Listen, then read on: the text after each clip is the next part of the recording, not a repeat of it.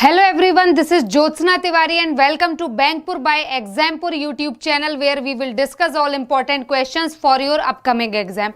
So बच्चे, जैसा कि आप सभी को पता है, ये जो सीरीज चल रही है आप सभी जानते हैं कि आपकी ये एक टारगेट बैच है आपका आने वाले एग्जाम्स के लिए, चाहे वो आपका IBPS PO है, क्लर्क का तो खैर अभी प्रीलिम्स नहीं हुआ, बट ऐसा नहीं है कि होगा नहीं या ऐसा नहीं है कि उसका मेंस नहीं होगा, डेफिनेटली होगा। तो बच्चे, आने वाले आपके जितने भी एग्जाम है, चाहे वो IBPS PO है, क्लर्क है, RRB PO है, क्लर्क है, कोई भी एग्जाम हो, हर एक एग्जाम की प्रिपरेशन करवाता है आपको केवल और केवल बैंकपुर। साथ ही बच्चे, आप सभी को मैं ये भी बता दूं कि आप सबका ये जो टारगेट बैच है, यहाँ पर हम जीए के ना सिर्फ current affair, static GK, banking, हर प्रकार के क्वेश्चन, हर प्रकार के टॉपिक्स का डिस्कशन करेंगे आपके बच्चे इस टारगेट बैच में। ओके, तो भाई फटाफट से क्या करना है, सेशन को ज्वाइन कर लो और अपने दोस्त, कलीग, रिलेटिव, रिश्तेदार, नातेदार सभी के साथ एक बार दबा के सेशन को शेयर कर दीजिए। ओके, बिल्कुल मैं भी शेयर कर देती हूँ बच्चे, आप भी फटाफट से सेशन को शेयर कर दीजिए और ज़्यादा से ज़्यादा लोगों को सेशन को ज्वाइन करने को बोलो यार, बोलो कि ज़्यादा से ज़्यादा लोगों के साथ इस सेशन को शेयर करें वो। ओके बच्चे, तो बच्चे जैसा कि आप सभी जानते हैं, आज का ये सेशन आपके लिए बहुत ही इंपॉर्टेंट है। इंपॉर्टेंट और किस वजह से है तो आपको बता दूं, एक सरप्राइज है आपके लिए। सरप्राइज कैसा है बता देती हूँ। एक्चुअली मुझे ज्यादा सरप्राइज रखना नहीं आता है, तो मैं आपको बता देती हूँ कि देखो, अभी तक आपने क्या पढ़ा था, banking awareness, right. Banking awareness की सारी इंपॉर्टेंट चीजें हमने देखी। अब हम उस पर थोड़ा सा विराम करेंगे क्योंकि बहुत ज्यादा टॉपिक हो ही गए, उसके बहुत सारी चीजें हमने समझ ही ली हैं। तो अब हम उस पर बच्चे थोड़ा सा विराम करेंगे और विराम करके अब हम क्या डिस्कस करेंगे, स्टैटिक जीके। क्योंकि आपको कहीं ना कहीं इस बात की कंप्लेन होती है कि मैम स्टैटिक जीके के क्वेश्चंस नहीं हो पाते, है ना कहीं बच्चे आपको इस बात की कंप्लेन तो है ही, और ये सच भी है कि हम सब कुछ पढ़ लेते हैं लेकिन स्टैटिक जीके के पार्ट को हम नहीं पढ़ पाते। ये भी कहीं ना कहीं फैक्ट है यार, क्या कहना है इस बारे में। ये भी एक फैक्ट है कि हम स्टैटिक जीके के टॉपिक को नहीं पढ़ पाते हैं। क्लियर है सभी को। चलो, तो इसी वजह से कि हम स्टैटिक जीके के इस टॉपिक को नहीं पढ़ पाते, केवल इसी वजह से आप सभी के लिए बच्चे हम आज जो सीरीज लेकर आए हैं, ये सीरीज है स्टैटिक जीके की। क्लियर है। तो आज जो हम सीरीज लेकर आए हैं, ये सीरीज क्या है, स्टैटिक जीके की ये सीरीज है। तो चलो बढ़ते हैं सेशन की तरफ, बिना समय गवाए हुए देखते हैं क्या कुछ इंपॉर्टेंट है। तो बिल्कुल सबसे पहले तो बच्चे, स्वागत है आपका एग्जामपुर। हम हैं कलम से क्रांति एग्जामपुर अपने परिवार में, जहां पर सारे ही फैकल्टीज, टॉप की फैकल्टी आप सभी को बहुत अच्छी चीजें बताती हो, ना सिर्फ आपको अपना personal experience exam related share करती हैं और आपको टॉप का कंटेंट, सिलेक्टेड फैकल्टी हर एक चीज प्रोवाइड करती है, राइट। तो चलो अब बढ़ते हैं बिना समय गवाए हुए सेशन की तरफ, देखते हैं क्या कुछ इंपॉर्टेंट है। तो बिल्कुल बच्चे, आज का ये जो सेशन है, ये सेशन है आपका स्टैटिक जीके का। ओके, देखो हम सब पढ़ लेते हैं, हम करंट अफेयर भी पढ़ लेते हैं, हम बैंकिंग अवेयरनेस भी पढ़ लेते हैं, बट कुछ अगर है जो हमारा छूट जाता है बच्चे, तो वो है स्टैटिक जीके। आपको बता दूं, अगर हमारा कोई टॉपिक है जो कभी छूट जाता है तो वो क्या होता है, वो केवल और केवल स्टैटिक जीके ही होता है। मतलब ये बलि का बकरा हम किसको बनाते हैं, तो भाई केवल और केवल स्टैटिक जीके को ही बनाते हैं, इसी को छोड़ देते हैं, बाकी सब कर लेते हैं, है ना। तो यहाँ पर आप सभी के साथ हम डिस्कस करेंगे स्टैटिक जीके के वो सारे ही इंपॉर्टेंट क्वेश्चन, वो सारे ही इंपॉर्टेंट टॉपिक्स जो कि आपके आने वाले एग्जाम के लिए बहुत ही इंपॉर्टेंट है। तो बच्चे, जैसा कि आपको पता है, स्टैटिक जीके का ये सेशन है आज का, जहां पर IBPS PO क्लर्क मेंस 2020 की एग्जाम की तैयारी कर रहे हैं बच्चे। इसमें RRB भी, अगर आपने RRB का पेपर दिया है और आपको ये उम्मीद है कि आपका RRB का एग्जाम क्वालिफाई हो सकता है, तो बच्चे उसको भी इसमें ऐड कर देना। क्लियर है सभी को। अगर आप सभी को लगता है कि आपका एग्जाम क्वालिफाई हो सकता है, तो यार बिना सोचे समझे उसको भी इसमें क्या कर देना है, आप सभी को ऐड कर देना है। क्लियर है ना, क्योंकि हम करेंगे हर लेवल के क्वेश्चन, हम कुछ नहीं छोड़ने वाले, हम करेंगे हर लेवल के क्वेश्चन, हम कुछ नहीं छोड़ने वाले। बच्चे याद रखना, सभी को याद रखनी है ये चीजें कि हम हर लेवल का एक क्वेश्चन डिस्कस करेंगे, हम कुछ भी छोड़ेंगे नहीं, ठीक है ना। चलो चलिए आगे बढ़ते हैं, देखिएगा तो इसका टाइम क्या है। देखो IBPS PO क्लर्क मेंस 2020 का ये पेपर है जिसकी टाइमिंग होती है 9 बजे, सॉरी यार पेपर क्या टेस्ट है जो भी आप बोलो, सेशन है इंपॉर्टेंट, जिसकी टाइमिंग होती है 9 बजे, रात के 9 बजे बच्चे आपका ये सेशन होता है, जहां पर रोज ज्योत्सना मैम आपसे मिलती हैं रात के 9 बजे कुछ इंटरेस्टिंग टॉपिक्स, इंटरेस्टिंग बातों के साथ, और आपके बड़े प्यारे प्यारे से अच्छे तारीफ वाले जिसको कहते हैं उनके कमेंट्स के साथ, ठीक है ना। तो टॉपिक आज का क्या है, इंटरनेशनल ऑर्गेनाइजेशन। अच्छे सुनिए, स्टैटिक जीके में बहुत सारे टॉपिक है, मैंने केवल यही क्यों चुना ये मैं आपको बता देती हूं, ठीक है, ठीक है, मैं आपको बता देती हूं कि मैंने यही क्यों चुना। क्लियर है सभी को। तो बच्चे देखिए है क्या यहां पर, पहले तो मैं सेशन को शेयर कर दूं, पहले तो मैं सेशन को क्या कर दूं, शेयर कर दूं। क्लियर है सभी को। तो इंटरनेशनल ऑर्गेनाइजेशन ये टॉपिक है, मैंने ये टॉपिक इसलिए चुना क्योंकि इस टॉपिक से दबाकर क्वेश्चन पूछे जाते हैं आपके एग्जाम में। आपका कोई भी एग्जाम क्यों ना हो, इस टॉपिक से बहुत ज्यादा क्वेश्चन बच्चे आपके एग्जाम में आते हैं। क्लियर है सभी को, इसी वजह से हमने एक ऐसा टॉपिक चुना है। क्लियर है ना सभी को। चलो आगे बढ़ते हैं। तो देखिएगा इंटरनेशनल ऑर्गेनाइजेशन की बात हो रही है, इसका पार्ट 1 अंतरराष्ट्रीय संस्थान का पार्ट 1 आज आपके साथ डिस्कस होगा। डिस्कस करेंगे कुछ अमेजिंग इंटरनेशनल ऑर्गेनाइजेशन जो कि आपके आने वाले एग्जाम्स के लिए बहुत ही ज्यादा जरूरी हैं। ओके चलो तो देखते हैं फटाफट से क्या है। तो सबसे पहले बात हो रही है यूएनओ की, सबसे पहले हम बात करेंगे यूएनओ की। तो फटाफट से बताइए कि यूनाइटेड नेशन ऑर्गेनाइजेशन के बारे में आप सब क्या जानते हैं।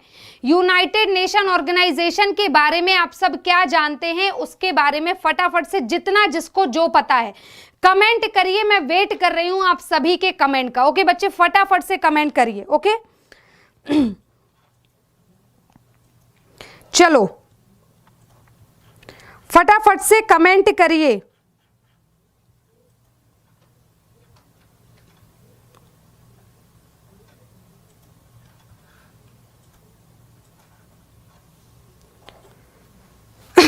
चलिए तो बढ़ते हैं सेशन की तरफ। देखो आई होप तो बिल्कुल जिसको जो भी आंसर करना था यार आंसर करो, आंसर तो जिनको जो भी आंसर करना था वो सब उन्होंने कर दिया है। चलो आगे बढ़ते हैं। देखिएगा क्या लिखा है, लिखा है इंग्लिश हिंदी दोनों है, इसलिए अगर कोई इंग्लिश का बच्चा है तो ना उसको परेशान होने की जरूरत है कि मैम हिंदी में मत पढ़ाइए, कोई हिंदी का बच्चा है तो उसको भी परेशान होने की जरूरत नहीं है कि मैम नहीं समझ में आ रहा है इंग्लिश में बताओ। क्लियर है, क्लियर है सभी को। चलो आगे बढ़ते हैं। तो क्या लिखा है, लिखा है United Nations is an international organisation.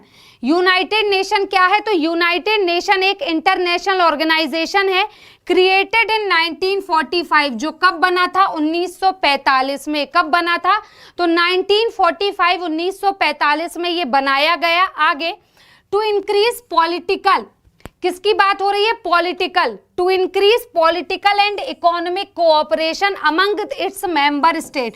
मतलब यूएनओ के जितने भी मेंबर कंट्री हैं उनके बीच आपसी राजनैतिक और कौन से आर्थिक, उनके बीच आपसी राजनैतिक और आर्थिक सहयोग बनाने के लिए, सहयोग बढ़ाने के लिए इस ऑर्गेनाइजेशन को बनाया गया है। ओके क्लियर है सभी को। आगे देखिए क्या लिखा है, मेंबर स्टेट अपने मेंबर स्टेट्स के आपसी आर्थिक और नीति, आर्थिक और पॉलिटिकल, मतलब पॉलिटिकल क्या हो जाएगा, राजनीतिक सहयोगों को बढ़ाने के लिए, उनमें और ज्यादा कहीं ना कहीं उनको सपोर्ट करने के लिए यूएनओ बनाया गया। क्लियर है सभी को। आगे बढ़ते हैं। नेक्स्ट क्या लिखा है, लिखा है to address problem related to, problem भी कौन सी, सारी नहीं, देखिएगा क्या लिखा है, problem related to international law security and human rights, international law security and human rights enforcement.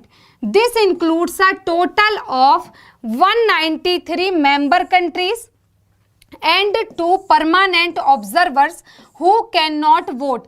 It is headquarter in New York City. ये सब छोड़िए, इसको तो हम आगे भी देख लेंगे। ये देखो ये लाइन जरूरी है, इस लाइन को ध्यान से पढ़ लीजिए बच्चे, ये लाइन बहुत जरूरी है। लाइन क्या है, लिखा है दिस इंक्लूड, इसमें 193 कंट्री इंक्लूडेड हैं। ठीक है, कितनी इंक्लूडेड है? 193, जिसमें देखिए क्या लिखा है, 2 तो, बाकी तो सारी 193 मेंबर कंट्री हैं, 2 है permanent observer, 2 permanent observer country हैं। मतलब जो कि ऑब्जर्वर कंट्री का मतलब क्या होता है, जो जब भी मीटिंग होती है वो ये देखती हैं कि जितने भी देश हैं, इन देशों के बीच आपस में क्या दिक्कत है, या फिर आर्थिक रूप से या राजनीतिक। अगर राजनीतिक रूप से बात करूं, अब मैं आपको दोनों के एग्जांपल दे देती हूं कि आर्थिक या राजनीतिक रूप से किन्हीं 2 देशों के बीच ऐसी क्या समस्याएं हो सकती हैं। ओके, तो राजनीतिक रूप से बात करूं तो आपको याद होगा पुलवामा अटैक, उसके बारे में तो आप भूल ही नहीं सकते हैं। चलिए, ओके, मैंने बिल्कुल कमेंट देख पा रही हूं आप सभी के, बिल्कुल सही, बिल्कुल सही। चलिए, तो देखिएगा क्या लिखा है, यहां पर लिखा है बच्चे, देखिएगा। देखो, सबसे पहले हम राजनीतिक की बात करेंगे। राजनीतिक क्या इशू हो सकते हैं? तो बच्चे आप सब जानते हैं पुलवामा अटैक के बारे में, राइट, जो कि इंडिया में हुआ था। तो उस अटैक में बहुत, मतलब ये कहा गया, सभी ने ये चीज कही कि उस अटैक में कौन इन्वॉल्व था, तो पाकिस्तान। इस वजह से क्या हुआ, हमारे भारत ने पाकिस्तान के बहुत सारे उसके साथ व्यापार करना एकदम बंद कर दिया। यहां तक कि उसने कहा कि हमारा जो एयरलाइन एरिया है वहां से आप अपना विमान नहीं लेकर जा सकते। ठीक है, तो ये बहुत सारी चीजें हुई। ये क्या हो गया, ये हो गया राजनीतिक इशू, पॉलिटिकल इशू हो गए। ठीक है, और आर्थिक इशू, मान लीजिए किसी देश के साथ हमारी समस्या चल रही है व्यापार संबंधित, जैसे अभी चाइना है, आर्थिक का सबसे बेस्ट एग्जांपल अभी क्या है, चाइना। चाइना के हमने सारे ऐप पर बैन लगा दिया, उसका सारा जो इंपोर्ट होता है सामान उस पर बैन लगा दिया। तो ये क्या है, ये आर्थिक समस्या। तो इन्हीं समस्याओं के साथ डील कौन करता है, यूएनओ। ठीक है, ऐसी समस्याओं के साथ डील करने का काम किसका है? तो बच्चे आपका आंसर होगा, ऐसी समस्याओं के साथ यूएनओ डील करता है। ओके, चलो आगे बढ़ते हैं। इसके हेडक्वार्टर की बात करूं तो कहां है, न्यूयॉर्क सिटी। इसका हेडक्वार्टर कहां पर है, न्यूयॉर्क सिटी में है। अब देखो, इसको हिंदी में समझते हैं, क्या लिखा है, लिखा है संयुक्त राष्ट्र एक अंतरराष्ट्रीय संगठन है। संयुक्त राष्ट्र क्या है, एक अंतरराष्ट्रीय संगठन है जो 1945 में अपने सदस्य राज्यों के बीच राजनैतिक और आर्थिक सहयोग बढ़ाने, अंतर्राष्ट्रीय कानून बनाने, सुरक्षा और मानवाधिकार प्रवर्तन से संबंधित समस्याओं के निवारण के लिए बनाया गया है।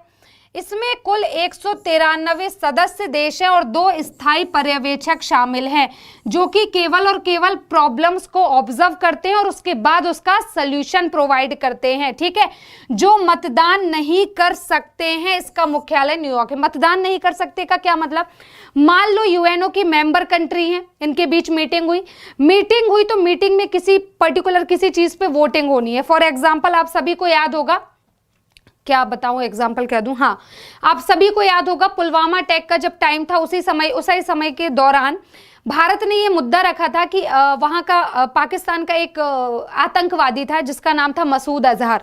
अगर आपको उसका नाम याद है या नहीं पता, आपको नहीं पता मुझे, लेकिन मुझे पता है। ठीक है, तो पाकिस्तान का एक आतंकवादी था, टेररिस्ट था, जिसका नाम था मसूद अजहर। ठीक है, तो बहुत ही हाफिज सईद भी था, मुझे एक और याद आया, हाफिज सईद। ठीक है, तो उस पर बहुत ही ज्यादा क्या हुआ था कि इंडिया ने ऑब्जेक्शन किया कि उसको एज अ टेररिस्ट वो किया जाए, डिक्लेयर किया जाए कि वो एक टेररिस्ट है। ठीक है, इंडिया ने क्या कहा कि उसे डिक्लेयर किया जाए कि वो एक टेररिस्ट है, बट चाइना ने अपने वीटो पावर का यूज कर लिया था और उसको डिनाई कर दिया था, है ना, इस टाइप का। तो ये वोटिंग सिस्टम्स होते हैं ना, कि इसने वोटिंग की पक्ष में, इसने विपक्ष में। तो ये जो होते हैं ऑब्जर्वर, ये सारी प्रॉब्लम को ऑब्जर्व तो करते हैं, उसका सोल्यूशन भी देते हैं, बट इन्हें वोटिंग करने का अधिकार नहीं होता। ठीक है, यूएनओ में इन बॉडीज को वोटिंग करने का कोई भी अधिकार नहीं है। क्लियर है सभी को? चलो आगे बढ़ते हैं। आई होप चीजें क्लियर हो गई होंगी। अब जो मुद्दे की बात है, जो हमें एग्जैक्टली पढ़ना है और जिससे हमारा भला हो सकता है, वो क्या है, वो देख लो। तो बच्चे वो है ये। ठीक है, चलो देखो क्या लिखा है। सिक्योरिटी जनरल या महासचिव कौन है यूएनओ के? यूएनओ के सिक्योरिटी जनरल या महासचिव हैं एंटोनियो गुतेरेस। ठीक है, यूएनओ के सेक्रेटरी जनरल या महासचिव कौन है? तो एंटोनियो गुतेरेस है। हेडक्वार्टर या मुख्यालय कहाँ है? तो न्यूयॉर्क, यूनाइटेड स्टेट्स। हेडक्वार्टर या मुख्यालय कहाँ पर है? तो न्यूयॉर्क, यूनाइटेड स्टेट्स में है। फाउंडेड कब किया गया था? तो 24 अक्टूबर 1945। कब इसको फाउंड किया गया? तो 24 अक्टूबर 1945 को। सब्सिडरी कौन सी है? World Health Organization. इसकी सब्सिडरी कौन सी है? तो पहली तो है विश्व स्वास्थ्य संगठन, दूसरा है यूनेस्को। इसकी पहली सब्सिडरी है विश्व स्वास्थ्य संगठन और दूसरी कौन सी है? यूनेस्को। क्लियर है सभी को? चलो फाउंडर्स की बात करूं तो कौन है, किन्होंने इसे ढूंढा है? तो बच्चे आपका है United states, Brazil, United kingdom and Australia. ठीक है, United states, Brazil, United kingdom and Australia. यार वॉचिंग इतनी कम क्यों है बताइए? इतनी मेहनत करते हैं हम आप सभी के लिए। ओके, सेशन को दबा के शेयर करो यार एक बार। स्टैटिक जीके इतने दिन से चाहिए था मैडम, स्टैटिक जीके लाओ, स्टैटिक जीके। अब आज स्टैटिक जीके लेकर आ गए तो ये हाल है। ठीक है, क्यों ऐसा है? देखो बच्चे, पढ़ना तो आपको खुद नहीं होता है, सीरियसली बता रही हूं। ठीक है, फिर आप फालतू में टीचर्स को ब्लेम करते हो। देखो करना क्या है आपको, बस सेशन ही तो अटेंड करना है।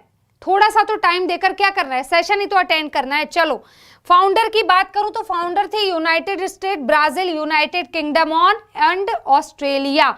बात करूं अवार्ड की तो अवार्ड कौन कौन सा है? नोबेल पीस प्राइज, नोबेल का शांति पुरस्कार किसको मिला है? यूनाइटेड नेशन ऑर्गेनाइजेशन को। यूनाइटेड नेशन ऑर्गेनाइजेशन को नोबेल का शांति पुरस्कार मिल चुका है।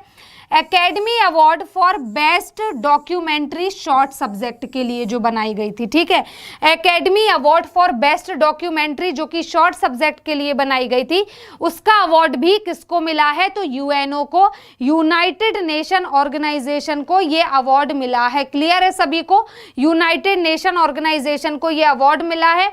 हिंदी में बात करूं तो क्या होगा? सर्वश्रेष्ठ वृत्त चित्र के लिए अकादमी पुरस्कार लघु विषय के लिए मिला है। क्लियर है सभी को?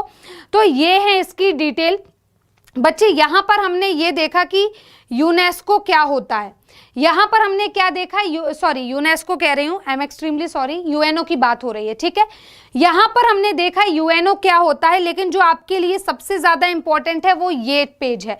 तो यार एक बार ना सभी स्क्रीनशॉट ले लो, क्योंकि ये चीजें आपको दोबारा कहीं नहीं मिलेंगी। क्लियर है?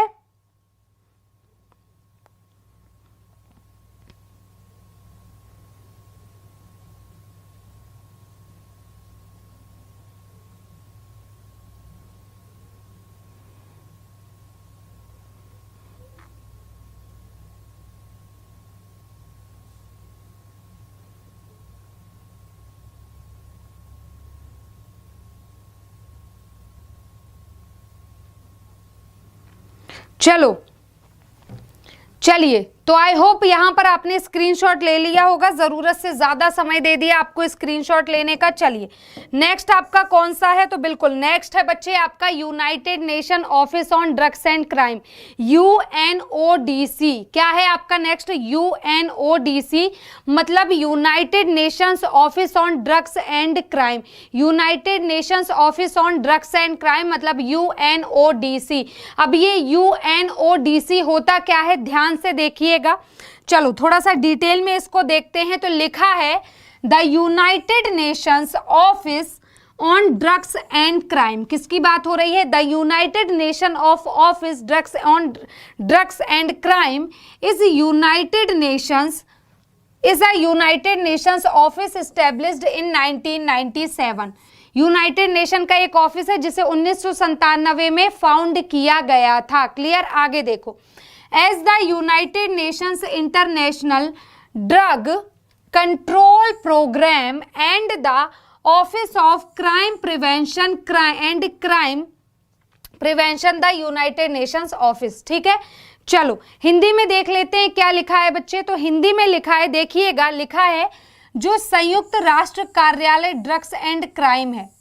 किसकी बात हो रही है? जो संयुक्त राष्ट्र कार्यालय ड्रग्स एंड क्राइम है, इस पर एक यह एक प्रकार का क्या है? संयुक्त राष्ट्र कार्यालय है जिसे 1997 में, कब? तो जिसे 1997 में संयुक्त राष्ट्र अंतर्राष्ट्रीय औषधि नियंत्रण कार्यक्रम और संयुक्त राष्ट्र कार्यालय में अपराध की रोकथाम और अपराध निवारण कार्यालय के रूप में स्थापित किया गया था। अपराध की रोकथाम और अपराध निवारण कार्यालय के रूप में इसको स्थापित किया गया था, यूएनओडीसी को। अब बेसिकली इसका मतलब क्या है तो ये समझ लो कि यूएनओडीसी का मतलब है वैश्विक स्तर पर, वर्ल्ड लेवल पर बात कर रही हूं।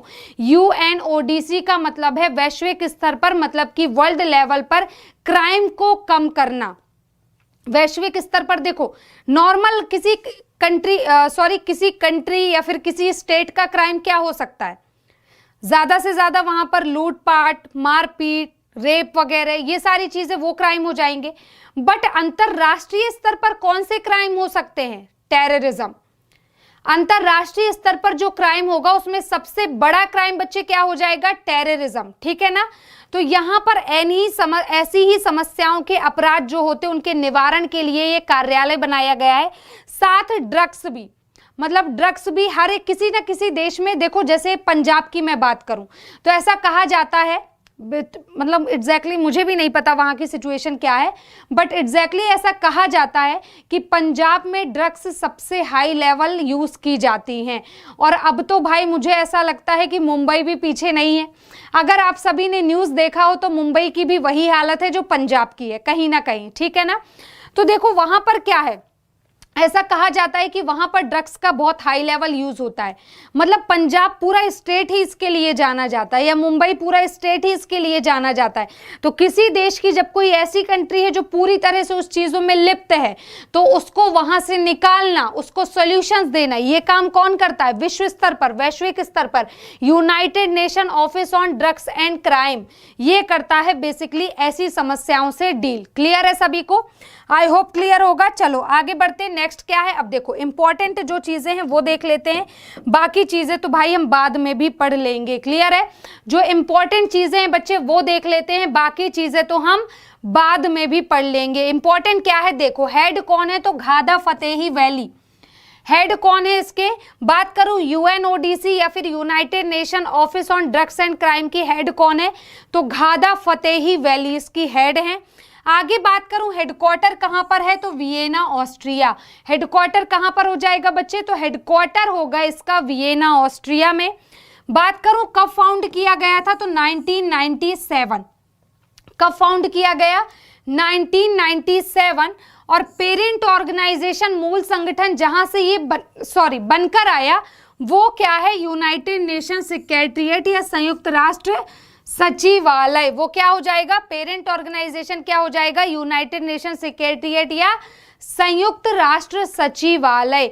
अगर इसका किसी को स्क्रीनशॉट चाहिए तो भाई फटाफट से स्क्रीनशॉट ले लो, फिर हम आगे बढ़ें। क्लियर है?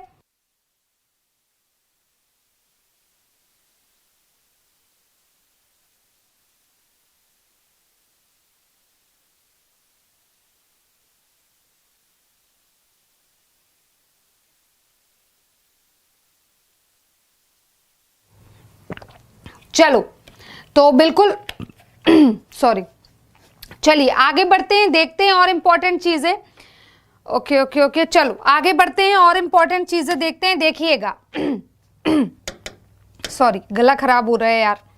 चलिए आगे देखिए क्या लिखा है। नेक्स्ट है आपका बच्चे, देखो यार यही है क्या, एक सेकेंड यही है। नेक्स्ट आपका क्या है? अंकटाड। अंकटाड की बात करूं, अंकटाड का बहुत नाम भी आपने सुना होगा और ये अपने आप में बहुत इंपॉर्टेंट है। बच्चे सुनिएगा, फिर से बोल रही हूं, अंकटाड का आपने नाम भी बहुत सुना होगा नो डाउट, और ये अपने आप में ही बहुत ही ज्यादा इंपॉर्टेंट है। ठीक है, ये अपने आप में बहुत ज्यादा इंपॉर्टेंट है। आगे देखो कैसे इंपॉर्टेंट है क्या लिखा है? लिखा है United Nations, okay, let me change my pen color, then we will discuss each and everything in details.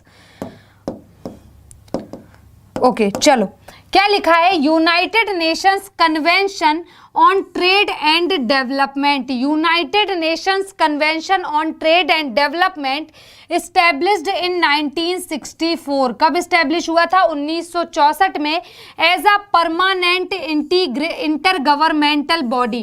किसके रूप में इस्टेब्लिश हुआ था? तो परमानेंट इंटर गवर्नमेंटल बॉडी के रूप में अंकटाड को क्या किया गया था? इस्टेब्लिश किया गया था या स्थापित किया गया था। आगे क्या लिखा है? It is a part of the United Nations secretariat. ये क्या है? ये पार्ट है यूनाइटेड नेशन सेक्रेटेरिएट का टू डील विथ ट्रेड, जो कि किसके? व्यापार के साथ डील करता है। किसके साथ डील करता है? व्यापार के साथ, अंतरराष्ट्रीय स्तर पर जो व्यापार संबंधित समस्याएं हैं उनके साथ। नेक्स्ट आपका है इन्वेस्टमेंट, निवेश की बात होगी तो वहां पर भी अंकटाड डील करेगा ऐसी समस्याओं के साथ। एंड डेवलपमेंट इशू, विकास संबंधित अगर कोई इशू है तो उनके साथ भी ये डील करता है अंकटाड। क्लियर है सभी को? अब हिंदी में देखते हैं कि एग्जैक्टली इसका मीनिंग क्या है। ठीक है, चलो हिंदी देख लेते हैं क्या है। तो लिखा है व्यापार और विकास पर संयुक्त राष्ट्र सम्मेलन 1964 में एक स्थायी अंतर सरकारी निकाय के रूप में स्थापित किया गया था। ठीक है, व्यापार और विकास पर संयुक्त राष्ट्र सम्मेलन 1964 में एक स्थायी अंतर सरकारी निकाय के रूप में स्थापित किया गया था। क्लियर है? आगे, यह व्यापार, निवेश और विकास के मुद्दों से निपटने के लिए संयुक्त राष्ट्र सचिवालय का एक हिस्सा है। क्या है ये? तो यह व्यापार, निवेश और विकास के जितने भी मुद्दे हैं उनसे निपटने के लिए संयुक्त राष्ट्र सचिवालय का ही क्या है? एक हिस्सा है, जिसके रूप में ये कार्य करता है। संयुक्त राष्ट्र सचिवालय का एक हिस्सा है। क्लियर है सभी को? चलो, तो बेसिकली ये इसका काम है। तो अंकटाड का काम क्या है? अंकटाड 3 चीजों से डील करता है। अंकटाड का काम क्या है? तो याद रखना, अंकटाड 3 चीजों से डील करता है बच्चे। पहले आपका क्या हो जाएगा? व्यापार, मतलब कि ट्रेड के साथ डील करेगा। दूसरा हो जाएगा इन्वेस्टमेंट, मतलब निवेश के साथ डील करेगा।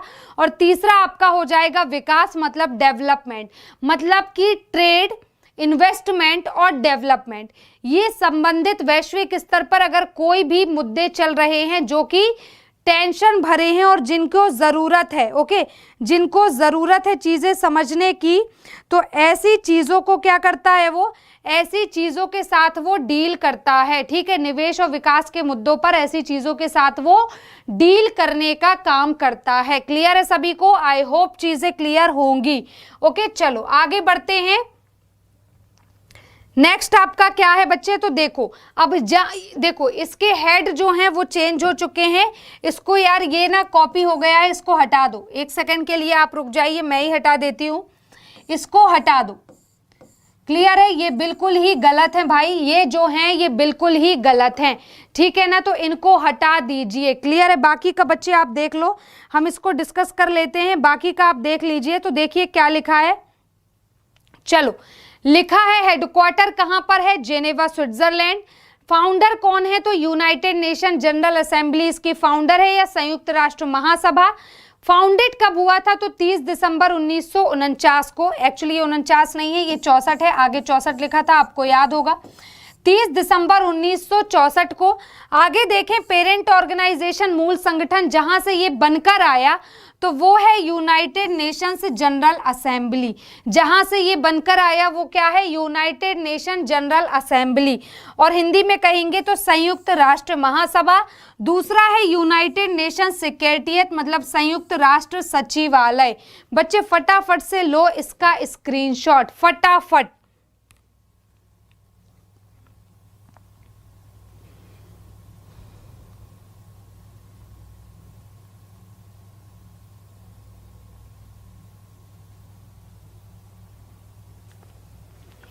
चलो, आई होप ले लिया होगा। इनका भी बता दूं बच्चे, इनका नाम क्या है? तो इनका नाम है मुकीशा कितुई। बड़ा सा अजीब सा नाम है, होप सो आपको रट जाए। ठीक है ना?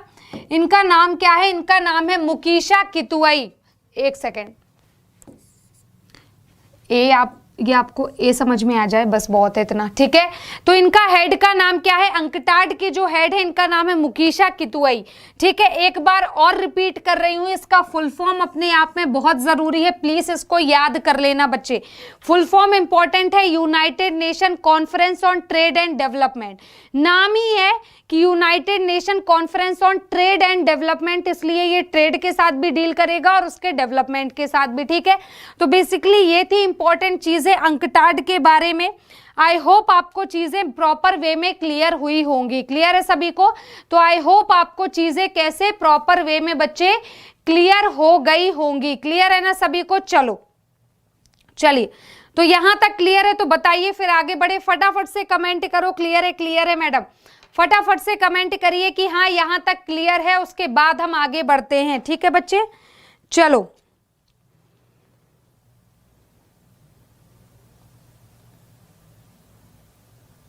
चलिए आगे बढ़ते हैं, देखते हैं नेक्स्ट कौन सा है संस्थान। चलिए दूसरा संस्थान जो है बच्चे देख लो, एक सेकेंड, दूसरा संस्थान है UNHCR। दूसरा आपका जो संस्थान है वो कौन सा है? UNHCR। UNHCR का मतलब क्या है? देखो पढ़ते हैं, डिटेल देखेंगे, अपने आप समझ में आ जाएगा। ठीक है, देखिएगा क्या लिखा है, देखिएगा क्या लिखा है। तो फटाफट से बच्चे एक बार इसको ना रीड कर लो, तो मेरे लिए भी समझाना आपके लिए इजी हो जाएगा। ठीक है, मेरे लिए भी आपको समझाना इजी हो जाएगा, एक बार इसके साथ आप इसको रीड कर लो। ठीक है ना, चलो देखते हैं क्या लिखा है। लिखा है United Nations high commissioner for refugees. Full form क्या है? देखो हर एक चीज का, कोई भी ऑर्गेनाइजेशन है, फुल फॉर्म अपने आप में बहुत जरूरी है। मैं आपको फिर से बता रही हूं बच्चे, ऑर्गेनाइजेशन कोई भी है, फुल फॉर्म अपने आप में बहुत ही ज्यादा जरूरी है उसका। ठीक है, चलो चलिए, फुल फॉर्म अपने आप में बहुत ज्यादा जरूरी है। तो क्या लिखा है? The United Nations high commissioner for refugees is an agency. ये क्या है? एजेंसी है of United Nations. United nation की एक एजेंसी है, मैंडेटेड टू असिस्ट रिफ्यूजी, जो कि क्या करती है? जिसके लिए कंपलसरी है कि वो रिफ्यूजी को असिस्ट करेगी ही करेगी। जिसके लिए क्या कंपलसरी है? कि वो रिफ्यूजी को असिस्ट करेगी ही करेगी। आगे देखिए क्या लिखा है। लिखा है forcibly displaced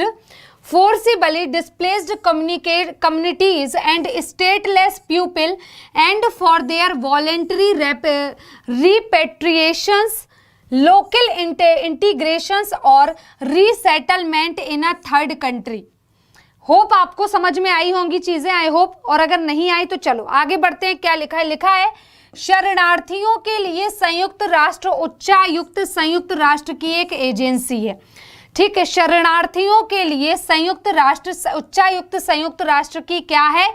एक एजेंसी है जो शरणार्थियों, जबरन विस्थापित समुदायों, ध्यान से सुनना एक एक वर्ड, आगे चल के आपको बहुत शानदार एक्सप्लेनेशन मिलने वाला है। ठीक है, शरणार्थियों के लिए संयुक्त राष्ट्र उच्चायुक्त संयुक्त राष्ट्र की ही एक एजेंसी है जो शरणार्थियों को जबरन विस्थापित, एक तो शरणार्थी जो हो गए किसी दूसरे देश से दर बदर भटक रहे हैं, आ रहे हैं, दूसरा जो जबरन विस्थापित समुदाय हैं, मतलब जिनको जबरदस्ती यहां से वहां भेजा जा रहा है, ऐसे लोग, और राज्य विहीन लोग जो कि एक राज्य से दूसरे राज्य में भटकने पर मजबूर हैं।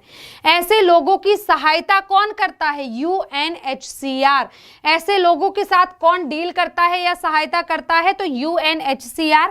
और उनके, और देखना क्या लिखा है, उनके स्वैच्छिक प्रत्यावर्तन, स्थानीय एकीकरण की सारे लोगों को एक ही जगह रखा जा सके, या तीसरे देश में पुनर्वास के लिए सहायता करने के लिए अनिवार्य है। तो देखो ये करता क्या है, अब ध्यान से सुनना, अब इंपॉर्टेंट है चीजें।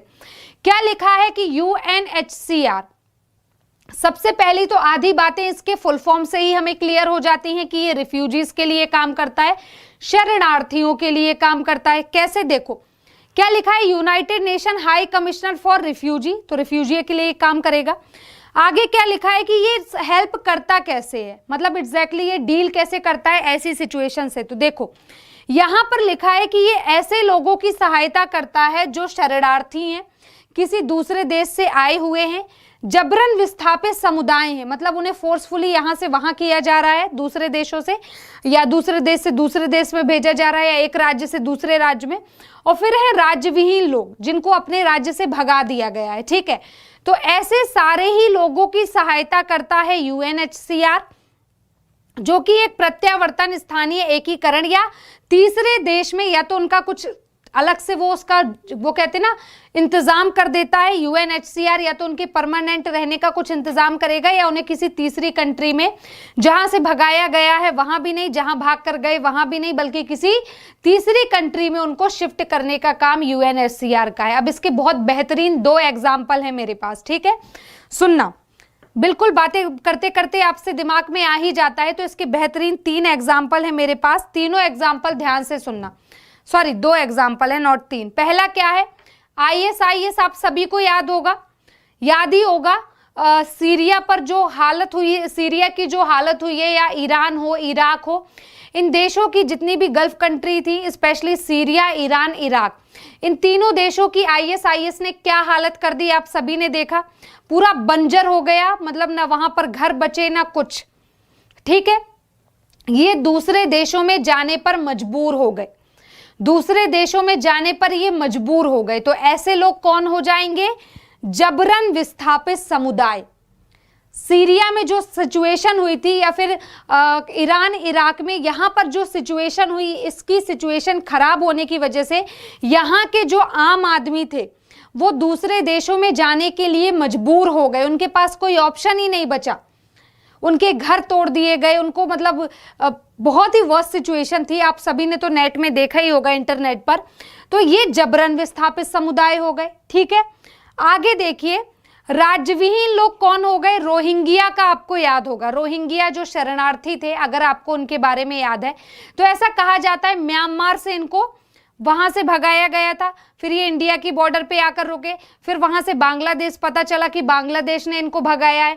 तो ये क्या है, ये राज्यविहीन लोग हैं, और ऐसे ही लोगों की, चाहे वो जबरन विस्थापित समुदाय हो या राज्यविहीन लोग हो, ऐसे ही लोगों की मदद कौन करता है, यूएनएचसीआर। कैसे, ये भी सुनिए, ये भी सुनो कैसे करता है। मैं आपको अभी मैंने आईएसआईएस का एग्जाम्पल दिया, तो बच्चे आपको बता दूं, ये जो आईएसआईएस वाली कहानी है ना, इसको सुनिएगा। इसमें क्या हुआ था, जब ये लोग पलायन, मतलब वहां के जो लोग थे, आम आदमी थे, वो पलायन करके कहां जाने लगे, टर्की, क्योंकि सीरिया से टर्की जो है उसकी बॉर्डर एकदम टच है, बहुत ही पास है।